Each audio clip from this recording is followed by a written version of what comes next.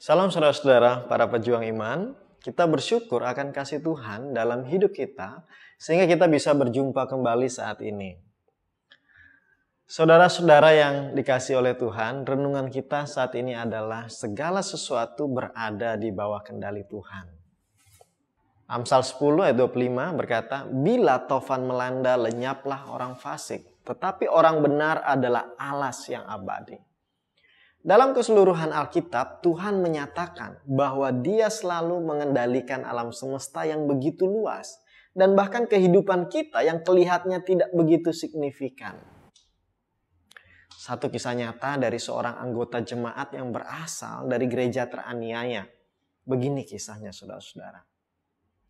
Saya merupakan satu-satunya orang yang diinjili dan menjadi percaya oleh seorang pria yang sekarat yang pada akhirnya meninggal. Kejahatan kami berdua sama, yaitu perampokan yang disertai kekerasan. Dan sebenarnya kami berada di satu sel penjara yang sama.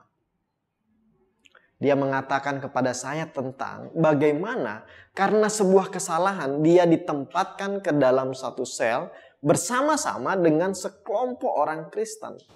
Orang-orang itu bernyanyi pada malam hari dan memuji Tuhan bersama-sama.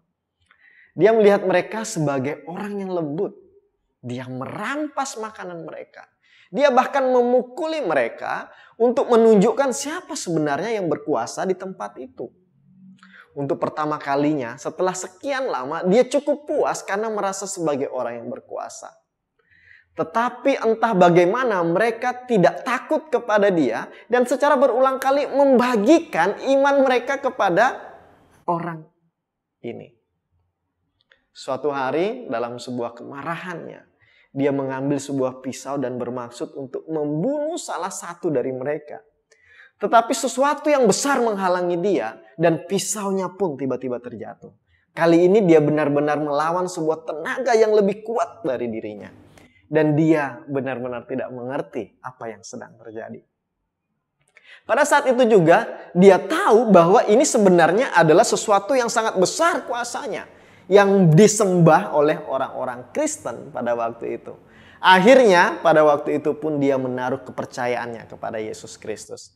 Dan dia bersyukur karena dia satu sel dengan orang-orang Kristen tersebut.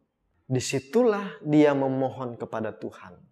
Tuhan, biarkan saya menyaksikan kuasa-Mu dan kasih-Mu sebelum saya mati. Pada suatu malam, penjara tersebut sudah sangat sesak hingga akhirnya saya dimasukkan ke dalam sel orang itu.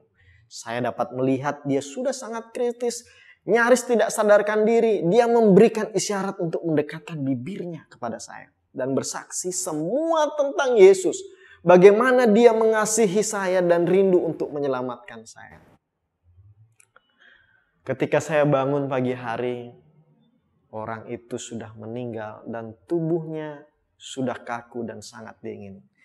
Saya seharusnya akan dipindahkan ke kamp kerja paksa. Tetapi truk yang harusnya membawa saya ke sana mengalami kerusakan. Jadi akhirnya saya dipindahkan ke sel yang lain. Tempat yang dipenuhi oleh tahanan Kristen. Truk yang harus memindahkan saya mengalami penundaan selama seminggu. Pada waktu itu, para orang-orang Kristen tersebut menceritakan kepada saya semuanya tentang pria itu. Mereka sangat senang bahwa pria itu memiliki kesempatan bersaksi kepada saya sebelum dia mati. Malam sebelum saya dipindahkan, saya pun akhirnya percaya kepada Kristus. Itulah kekuatan penderitaan karena Kristus. Kekuatan itu yang membuat seorang pria sekarat mampu bertahan karena ingin menyaksikan kekuatan yang membuat para tahanan Kristen tetap bersuka cita selama penahanan mereka. Kekuatan itu yang memberi saya harapan untuk melalui 8 tahun masa tahanan kerja paksa saya. Saya seharusnya sudah mati jika bukan karena Kristus. Saya tidak memiliki harapan. Itu yang disaksikan oleh orang tadi, saudara-saudara. Saudara-saudara dikasih Tuhan Yesus, marilah kita meresponi firman Tuhan renungan pada hari ini. Dengan mengerti bahwa Tuhan mengendalikan segala sesuatu.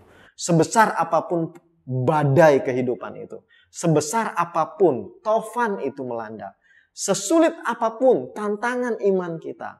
Ingat, Tuhan mengendalikan segala sesuatu. Amin buat firman Tuhan. Mari kita berdoa. Bapa kami yang di surga, terima kasih untuk firman-Mu dan kesaksian dari gereja teraniaya. Kami dikuatkan ketika mereka berada dalam tekanan, namun karena harapan kepada Yesus Kristus, mereka tetap kuat. Kuasa yang besar itu ada dalam kehidupan orang-orang yang sungguh percaya kepada Engkau. Biarkan iman kami terus bertumbuh dan pengharapan kami akan Engkau itu nyata ya Tuhan. Sehingga ketika tantangan akan iman, ketika badai itu datang, kami tetap kuat menghadapi segala sesuatunya. Terima kasih Tuhan Yesus. Di dalam nama Tuhan Yesus Kristus kami berdoa. Amin.